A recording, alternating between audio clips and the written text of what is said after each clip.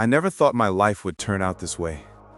Me, standing in front of the whole church, crying.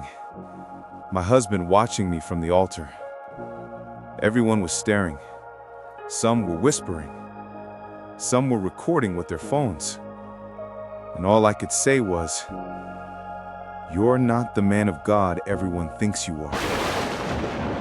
But let me take you back to how it all started. My name is Grace. People used to call me the lucky pastor's wife. We had everything. A big house in Lekki, cars, and a fast-growing church. Everyone admired us. Online, they called us the perfect couple. But things are never as perfect as they look. Daniel, my husband, changed slowly. He was still preaching and smiling in public, but at home, he was distant. He stopped talking to me like before. He always said he had late church meetings or gym sessions. Then came the perfume, a new scent I didn't buy. He said someone from church gifted him a gym membership, a lady who runs a fitness page online. I didn't think much of it at first, until I started noticing how much time he spent there. He came home happier, lighter, and more confident, but colder toward me. One day, I decided to stop by the gym to drop the water bottle he forgot. I wanted to surprise him, but when I walked in, I froze. The place was loud, full of mirrors, and people, especially the females, dressed in a way that didn't fit Daniel's man of God image. And there he was, laughing with that same lady. They looked too comfortable, too close. And when I saw the way she touches him, something inside me broke. That night, I couldn't sleep. He came home late, looked at me and said, "You're still awake?" I just smiled and said, "I couldn't sleep." From that day, we stopped talking much. And silence can be dangerous. Weeks went by. The more he pulled away, the lonelier I felt. And then I started talking to someone, a young man in our church. He listened, he noticed me, and he said the things Daniel no longer said. At first it felt harmless, but little by little, I got used to the attention, and I told myself, at least someone still cares. One Sunday, Daniel preached about faithfulness in marriage. He spoke with so much power, everyone clapped.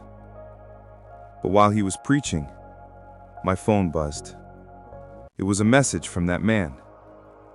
It said, "He doesn't deserve you." Daniel saw it. After church, he didn't say a word. He just looked at me like a stranger. And for the next 3 days, he didn't talk to me.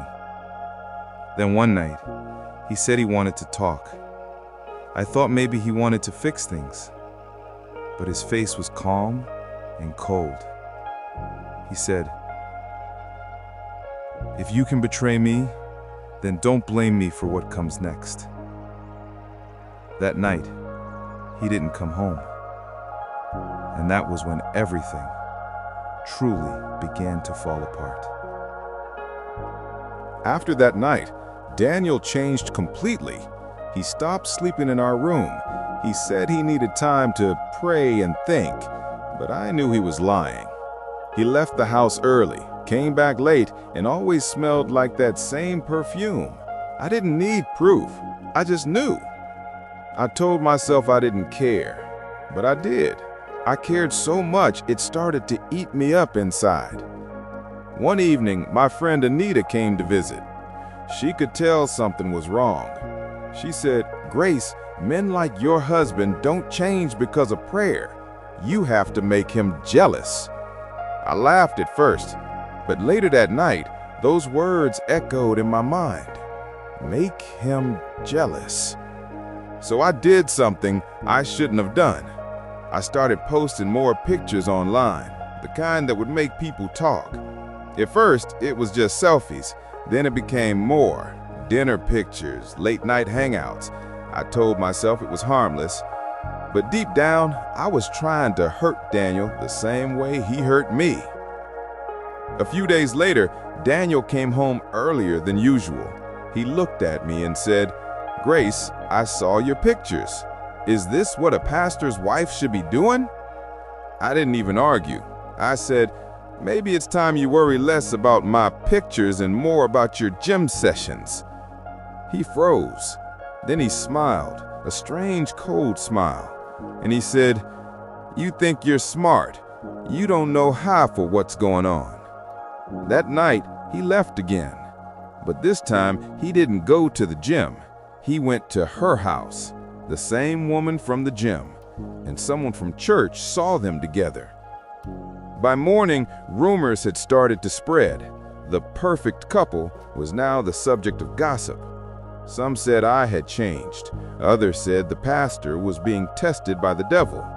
No one knew the truth, not yet. The next Sunday, church was full.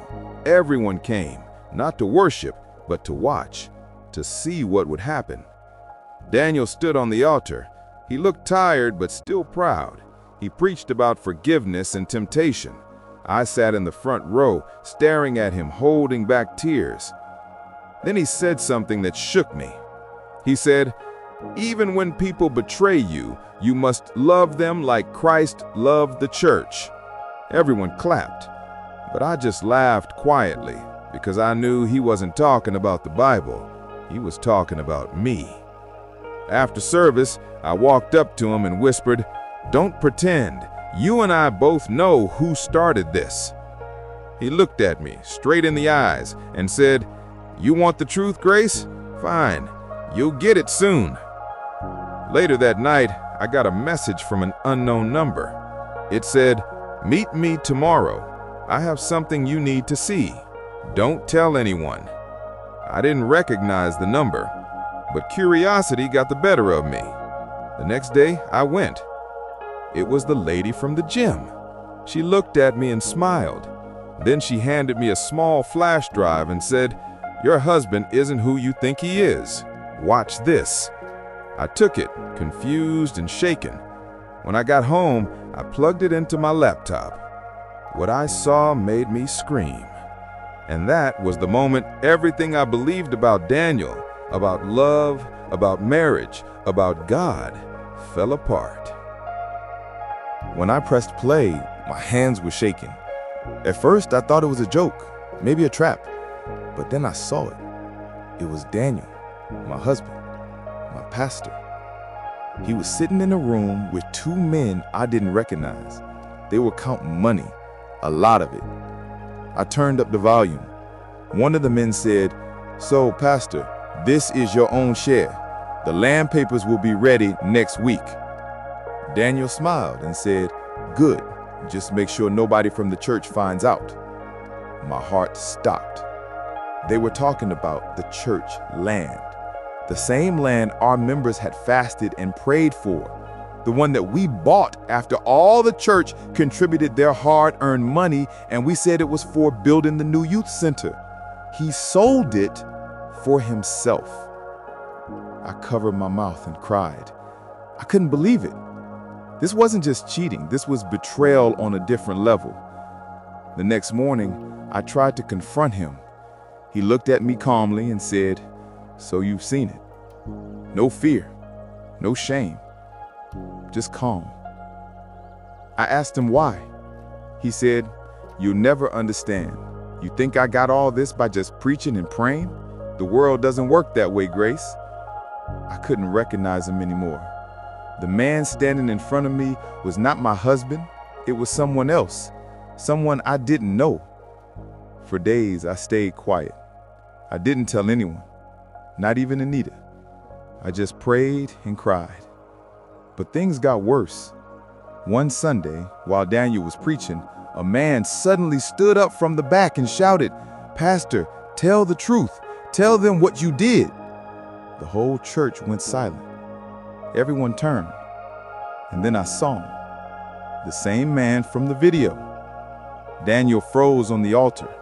He tried to stay calm, but it was too late. The man shouted again, "You stole from your church. You betrayed your people." People started murmuring. Phones came out. The ushers tried to control the crowd. Daniel looked at me from the altar, his eyes begging me to do something, but I didn't move. I just sat there.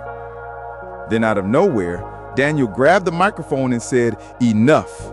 If anyone will destroy this church, it won't be me, it will be her." He pointed straight at me. Everyone turned. Whispers filled the hall. And before I could speak, he said, "My wife has been unfaithful." The church gasped. My mouth went dry. I wanted to scream, to deny it, to explain, but my voice was gone. Tears rolled down my face as I stood up slowly. Everyone was watching. And I said, "You want the truth, Daniel? Fine. But you are not the man of God everyone thinks you are." The crowd went silent. Phones kept recording. And that was the day everything changed. That night, Daniel disappeared. He didn't come home. His phone was off. No one knew where he went. But 2 days later, I got another message from that same unknown number.